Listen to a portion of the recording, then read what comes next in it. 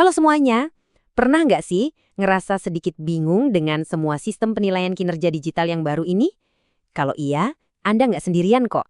Tenang aja, dalam beberapa menit ke depan, kita akan bedah semuanya bareng-bareng biar jadi jelas dan gampang. Ada e-kinerja, ada sikawan, terus ada lagi istilah bukti dukung. Wah, banyak banget ya istilah barunya. Kalau semua ini bikin kepala Anda sedikit pusing, wajar banget kok. Kita semua lagi dalam proses adaptasi dengan platform-platform baru ini. Oke, ini dia agenda kita. Kita bakal mulai dari ngertiin dulu teka-teki sistem baru ini, terus kita kenalan sama aplikasi-aplikasinya, atur strategi biar nggak telat deadline, belajar cara melampirkan bukti yang benar, sampai nanti kita bahas masalah-masalah yang sering muncul dan solusinya. Simpel kan? Tujuannya biar semuanya jadi gamblang. Yuk, kita mulai dari bagian pertama. Jadi, inti dari semua perubahan ini sebenarnya satu. Kita sekarang wajib beralih ke sistem pelaporan digital. Dan ini harus dilakukan setiap 3 bulan sekali. Betul sekali. Dan perubahan ini bukan cuma aturan main dari Pemkab Bekasi aja loh.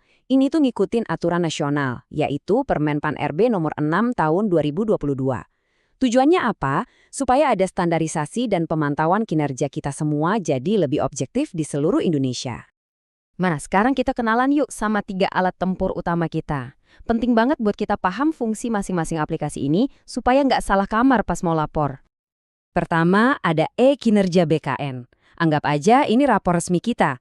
Disinilah kita setor target kinerja formal dan di mana penilaian akhir SKP kita bakal dicatat.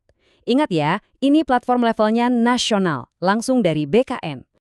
Selanjutnya, ada Sikawan. Nah, kalau yang ini buku harian kerja kita.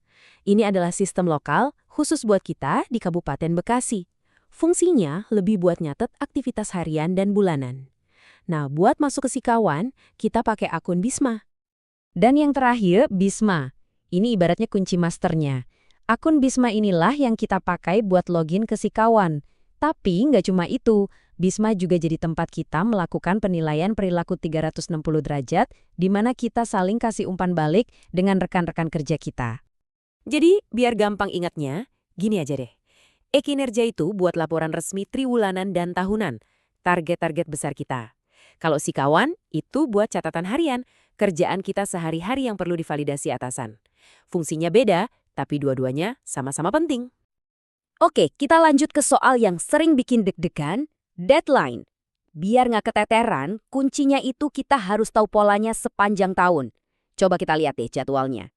Sebenarnya polanya gampang banget diingat kok. Berdasarkan surat edaran yang ada, pelaporan untuk 1 triwulan itu biasanya jatuh tempo sekitar tanggal 15 di bulan berikutnya. Contohnya nih, kinerja dari Januari sampai Maret, lapornya paling lambat ya pertengahan April. Gitu terus polanya. Tapi ada tapinya nih. Selain deadline rutin triwulanan itu, kadang ada juga deadline khusus. Misalnya untuk penilaian perilaku 360 di Bisma, bisa jadi ada tanggal spesifik kayak 9 Mei yang diumumkan. Jadi intinya apa? Rajin-rajin cek surat edaran terbaru ya, jangan sampai kelewat. Nah, sekarang kita masuk ke bagian yang paling teknis, tapi paling penting, yaitu cara melampirkan bukti dukung. Ini adalah senjata kita buat nunjukin kalau kita beneran kerja dan ada hasilnya. Langkah-langkah ini wajib hukumnya dikuasai. Pertama, siapkan semua file bukti Anda dalam satu folder di Google Drive. Lalu untuk setiap file, klik kanan dan pilih bagikan. Disinilah langkah kuncinya. Ubah aksesnya dari dibatasi menjadi siapa saja yang memiliki link. Kalau sudah salin link tersebut, lalu tinggal tempelkan ke kolom bukti dukung di e-kinerja. Beres! Saya ulangi sekali lagi ya, karena ini penting banget. Pastikan akses linknya diubah dari dibatasi menjadi siapa saja yang memiliki link. Kenapa? Kalau langkah ini terlewat, atasan Anda nggak akan bisa membuka bukti kerja Anda. Wah, sayang banget kan? Kesalahan sepele tapi akibatnya bisa fatal. Oke, bagian terakhir. Kita bahas penyakit yang sering muncul dan gimana cara ngobatinya. Anggap aja ini semacam P3K digital buat kita semua kalau lagi ada kendala teknis nih. Biasanya ada 2 masalah klasik nih di Sikawan. Pertama, nggak bisa simpan laporan. Coba cek dulu, udah absen di Bisma belum hari itu? Atau bisa jadi data atasan belum sinkron. Solusinya, pastiin udah absen. Kedua, kolom sasarannya kok kosong? Nah, itu artinya rencana aksi Anda belum dibuat, atau udah dibuat tapi belum di-approve atasan. Gampang kan? Langsung aja buat dan colek atasannya buat validasi. Pada akhirnya, semua pelaporan digital ini bukan cuma soal ngisi-ngisi formulir loh. Ini adalah jejak digital karir kita. Cara kita bercerita tentang apa saja yang sudah kita kerjakan dan kontribusikan.